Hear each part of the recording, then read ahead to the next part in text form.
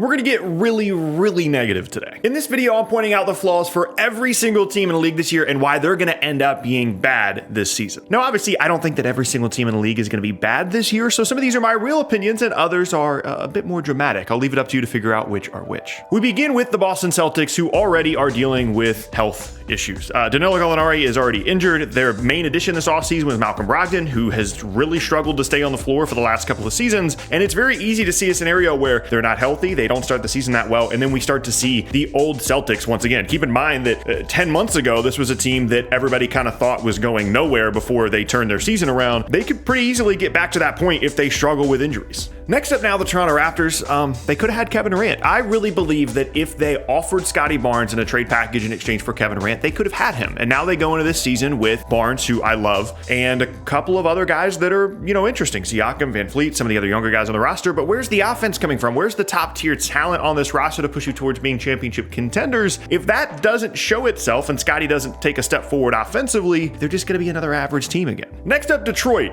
This is the hopeful team for this season, I feel like, where everybody's like, oh, they're going to be good. They added another guard alongside Cade. I really like Cade. I think Ivy's going to be good. However, we're probably a little bit too ahead of ourselves. Like, the rest of the roster is not that filled out. They don't have great depth around some of their young guys. They're probably just going to be another tanking team this year. I will remind you again, after I'm sure triggering the last three fan bases, these aren't necessarily real opinions. Next up now, the LA Lakers. You have Patrick Beverley and Russell Westbrook on the same basketball team, and supposedly they're going to play together this year. And on the court, that's an issue. And then off the court, these guys really don't like each other.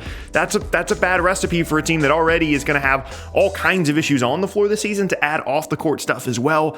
That's going to be a disaster. Portland is up next. Your team's just not that good. Like, Dame is probably not ever going to be back to what he was like 3 years ago. This injury thing from last year was really strange. And Jeremy Grant's nice. He'll help you defend. Anthony Simons is young. He's not worth $25 million a year. And all of a sudden you're looking at a team that's like, hey, we're going to be a 50+ win team. Yeah, try like 42 wins, 43. Enjoy that. Next up now, the Clippers. I think it's obvious here. It's all about health. Kawhi Leonard signed with the Clippers in 2019. And since that point, he's played like 130 more NBA basketball games than I have, and you have, people watching this video. So that tells you pretty much all you need to know about where Kawhi's health has been since he's been in LA. And if they're not healthy, they don't have a chance of doing anything despite how much depth they have on this roster. Next up now, the Milwaukee Bucks. Gilbert Arenas thinks Giannis is bad. He doesn't think that he's improved. And obviously we all know that people that used to play basketball at the highest levels have the best opinions, and they are always right?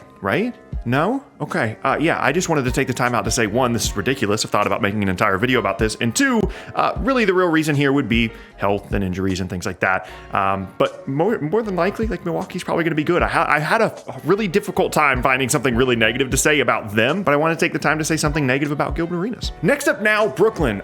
Feels pretty obvious. Yeah, nobody wants to play basketball. Kevin Durant doesn't want to play basketball for Brooklyn. Kyrie doesn't really want to play basketball in general, and Ben Simmons is kind of terrified to play basketball. So anytime your supposed three best players aren't really super interested in playing either for your team or in general, that's going to be a problem. Next up now, the Phoenix Suns. Nobody likes each other. DeAndre Ayton wasn't really welcomed back by the team, despite the fact that he will be back. Chris Paul's always been kind of a cantankerous guy. He's getting older. And Devin Booker's looking around wondering, like, hey, where's my championship? We were a couple of plays away from winning a title 2 years ago, and all of a sudden we look like we're going to be a bad team. Like, for them to win 50 games this year, I don't feel like necessarily is a guarantee because of the age of Chris Paul and just bad vibes. Next up, OKC. They've already given up.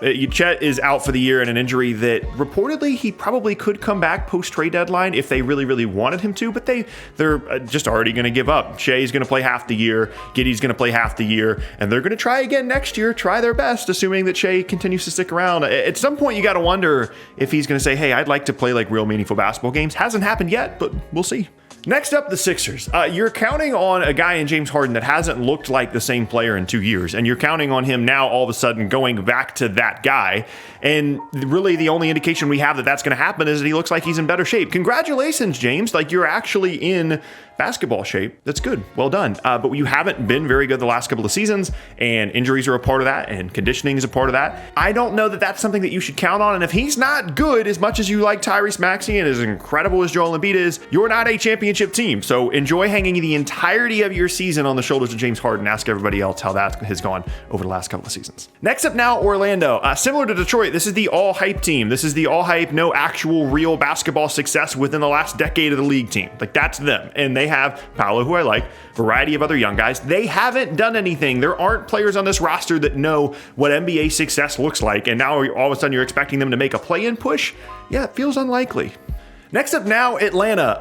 DeJounte Murray can't space the floor. Trae Young doesn't want to play off the ball. And I don't know how that combination is going to work. Not to mention the fact, even if it does work, at least a little bit, is the rest of the roster like any good? DeAndre Hunter's fine. Bogdanovich is fine. John Collins, Clint Capella. That doesn't really inspire a lot unless these two other guys are fantastic, and who knows if they will be together. Houston, another all-hype team. Like, you're not good. You don't have a good basketball team. You have a couple of good players and 1,000 different guards that all think that they're the best player on the team, and that's about it. Like, you've got some guys you've drafted in the teens, you've got a couple of top 5 picks, and that's a good start. But in terms of actually being good this year, counting on a 19-year-old and a 20-year-old, I don't really think that spells out 35 or 40 wins to me. Next up now, Dallas. Your absolute ceiling is what you did last year, which is make the conference finals, which is nice. But the reason it's your absolute ceiling is because you got actively worse this offseason than you were the year before. Hardaway Jr. is going to come back. You traded for Christian Wood. That's fine. Not a big Christian Wood guy. He can't guard. He's probably not going to be that meaningful in the postseason. And if Luka misses any time at all, like he did at times last year, you don't have Jalen Brunson anymore to carry the offense and to carry the team through tough stretches in which Luka is missing games or is out of shape or whatever the case may be. And until we see Luka show up to the season and start really, really well and be in great shape, you have to believe that at some point it's going to be an issue for him during the season. So already your ceiling is kind of capped going into the season before it's even started. Next up now, Charlotte. Probably outside of LaMelo, the least talented roster in the entire league. Maybe San Antonio, but like you've got Gordon Hayward who never plays, so he doesn't really count. Terry Rozier's fine. A couple of other guys, but nothing really all that exciting here outside of LaMelo. He's just bad. Like there's no real other case to make.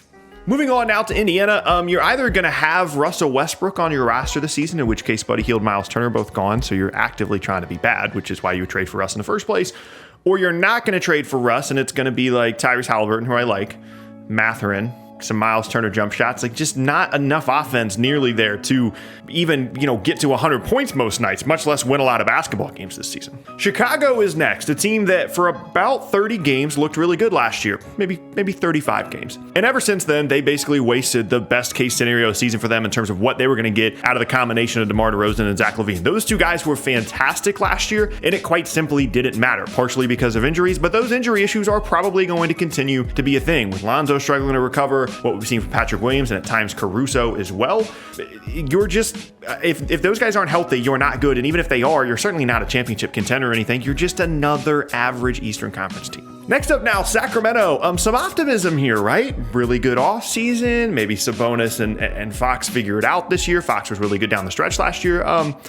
Newsflash. You're the Kings. This is what you do. You don't make the playoffs. You might maybe push for the play-in game, but I mean, you made a win now move last year trading Halliburton for Sabonis, and you finished the year awful from a record standpoint. So this is what you do. I don't really feel like I need to be overly negative about Sacramento because it's the Kings we're talking about. Except San Antonio, who I mentioned briefly earlier in the video because I said that they have arguably the least talented roster in the entire league, and I still think that's true. Now, they're not trying to be good, so ultimately this is going to be a good thing for them. They're not trying to be a 40-win team. They're trying to be a 20-win team, and I respect that, but it's very obvious why they're not going to be good. They don't have a lot of good NBA players. Now, in contrast to that, Washington, they're going to try and be good, but they have the worst contract in the league on their roster in Bradley Beal. They have one of the other worst contracts in the league on their roster, Kristaps Porzingis. Who knows how many games he's going to play this year, and a really uninspiring group of young guys on the roster outside of Kyle Kuzma, who I thought was actually pretty good last year.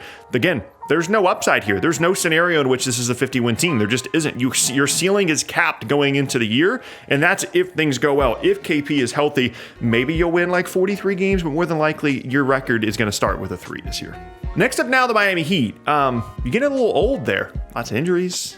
Losing PJ Tucker, who knows what Kyle Lowry is going to look like this season, and you're counting on jumps from Tyler Hero, Bam Adebayo, defensively for Hero, offensively for Bam. All it takes is a Jimmy Butler injury. All it takes is a little bit of regression from some of the other role player guys, and suddenly you have like a really expensive, a really old, and an injury-riddled roster, and to me, that spells out a record that looks more like 40-something rather than 50-something. Minnesota, you're the only team in the league that is paying like $90 million to 2 front court players, 2 like legitimate fives that one of them's going to play the 4 and the other's going to play the 5. You're the only team in the league that's doing that. So either you're geniuses or more than likely you're doing something that is going to be a complete and utter disaster that only absolute brilliance from Anthony Edwards will save. And considering the fact that the guy's like 21 or 22, I don't know that's something you want to be counting on.